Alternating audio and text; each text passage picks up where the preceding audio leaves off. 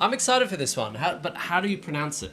Velouté. Velouté. Yeah. Okay. I'm going to say it with a sexy French accent. You guys help me out with that one.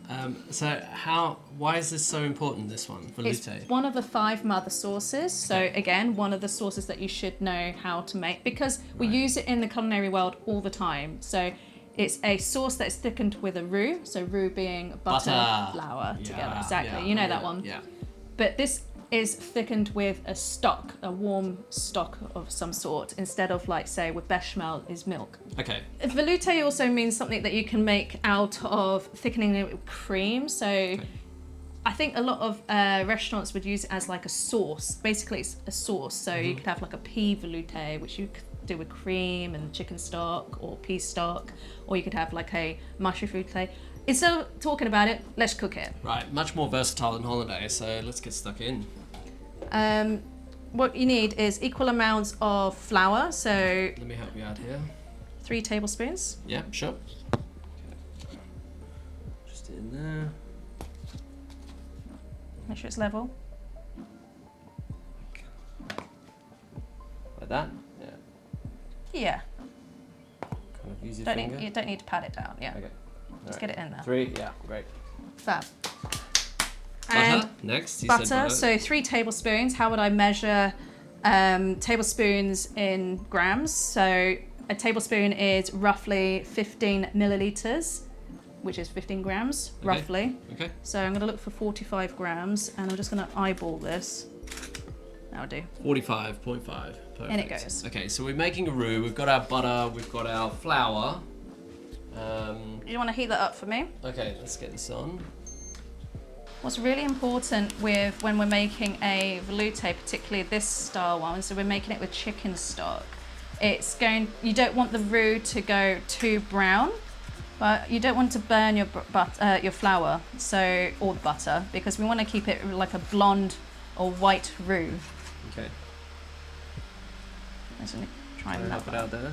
Yeah, just keep it moving. Yeah. So just want to pick up all that flour, right? Yeah. Let that butter melt, and then you want to cook it long enough that the flour, you kind of cook out the flour a bit, otherwise it tastes like quite a raw flour flavour. And also I've got some chicken stock, so a couple of cups of white chicken stock, and it's fairly warm. It's quite important when you're doing sauces, when you want to get a really nice consistency, that everything is kind of roughly the same temperature. Okay. Right, you see how all that is all melted there? Yeah, keep it in the pan. All right. It's not going to do much up in the air, is it? All right, just showing everyone at home how skilled I'm becoming. Okay, so that's How looking about nice. you go here, Okay. and I'll just hover behind you. I'll take my mic with me. Right, I'm just going to scrape down the sides there. Yeah. These are good. These little silicone. Yeah, they're spatulas. great. They're great because then they get in the nooks and crannies that you... Love getting in the nooks and crannies. Yes, you do. Looking good. A little bit of bubbles. Yeah, so like I say, you're making a roux where we are cooking out the flour in the butter. Wow, look at it go. It's pretty hot now. Yeah, so you want to keep an eye on it. It won't take long before you want to... Wow. Look at that. Turn it down now. It almost smells like biscuits when you're making a roux. That butter and flour. Oof. Right, Smells like now bacon. could you slowly add in the chicken stock? Okay, let's do it. Go. Go. Go, go, go, go, go, go, go.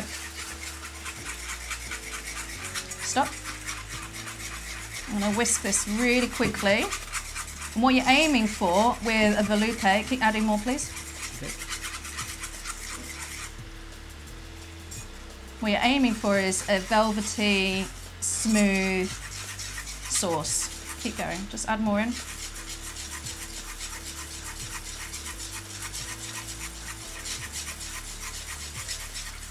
Now, velouté is usually made with chicken stock, but you could also use fish stock or veal stock.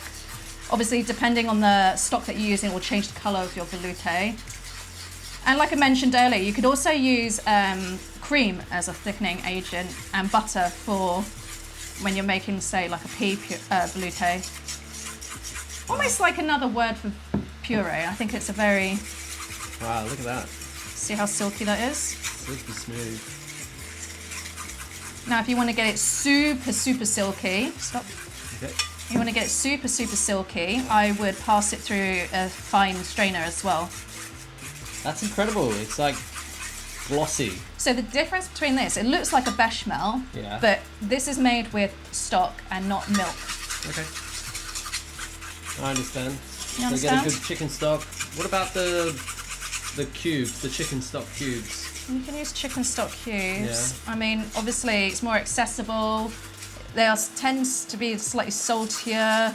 Okay. It's more concentrated. You know me, I'm not a fan of super processed stuff like stock cubes, fresh chicken stock. Okay. We've always got a big batch of stock in the freezer or bone broth, always at hand at home. Good. So fresh stock, if you can. If you can't, Cube stock cubes are stocks, fine. Not bad. They've got some pretty good organic ones now, I think. I think so, Yeah. and also if you're especially when you're cooking for children like ours, you don't want to have the too salty ones.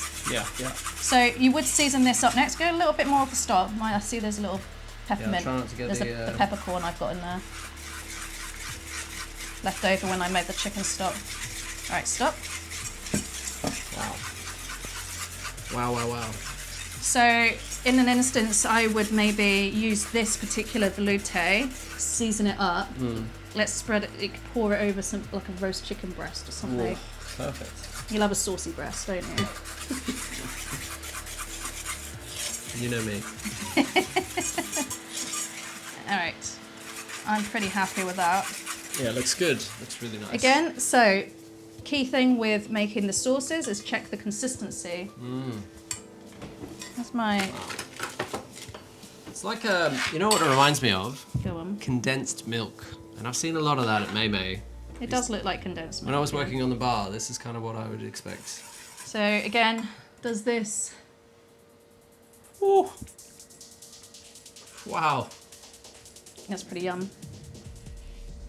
And obviously there's loads of ways you can incorporate this into make different versions of it by changing the stocks or adding different bases.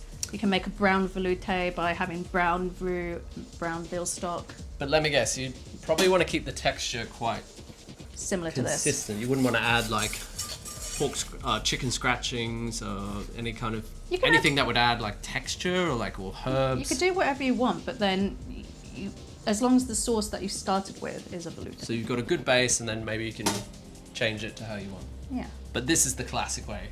Yeah. You're in a kitchen, they say, make me this velouté, classic. If you were, doing... The chef's gonna be happy. I'd say so. I'd be happy if my chefs came up with a silky smooth. Again, if there's little bits or lumps in there, what you're aiming for is 0 lumps at all. And if you're struggling to get rid of the lumps, I recommend using one of those... Hand blenders. Yeah, stop doing that hand gesture in front of you. Use a hand blender. Okay, back into the ramekin. We made loads there. I'm going to save the rest of that for So how does this dinner. how does this keep if you want to kind of store this? Put it in a deli pot or Tupperware or something similar to that? Do you just put some cling film over it or Glad wrap for you Aussies? Well, usually when you make these sauces, you kind of want to use them straight away. But I mean, if you're using for later for a stock, it can heat, but just heat up very gently. So I'm saying you could make this ahead of time, ready for your roast dinner or you can. meal. The butter that you put in here, the roux, will thicken and harden if it cools down too much. Okay. So maybe just leave it out at room temp. Yeah. Great. Nice. So And 2 out of 2. And the way I would describe, the way I describe this is different from, say, like a gravy, because obviously gravies are similar with like a roux base, and gravies tend to be much more roasted meat flavour and thicker. This one's slightly thinner. That's what you're aiming for. It smells delicious. Yeah, it's pretty good. It smells like a chicken roast dinner. Well, imagine that over Yeah. the breasts. Yeah, it smells like you've gone to the carvery, just got a big pint of velouté and poured it all over. I mean, I don't know how many carveries have velouté in it. You know, I'm pretty sure I've seen a white creamy sauce at a carvery, but yeah, maybe it's not a velouté. Okay, so 2 out of 2. Next up. Next up, ooh, any guesses? I don't know actually. It's very, very similar to the velouté. It's the Béchamel sauce. One of the most made sauces in our kitchen because the kids... in the world. Béchamel? Maybe, but... Putting it out there. Let us know in the comments. I doubt it. Okay. ChatGPT, what's the answer? Next up is Béchamel with a roux, but we're going to make it with milk.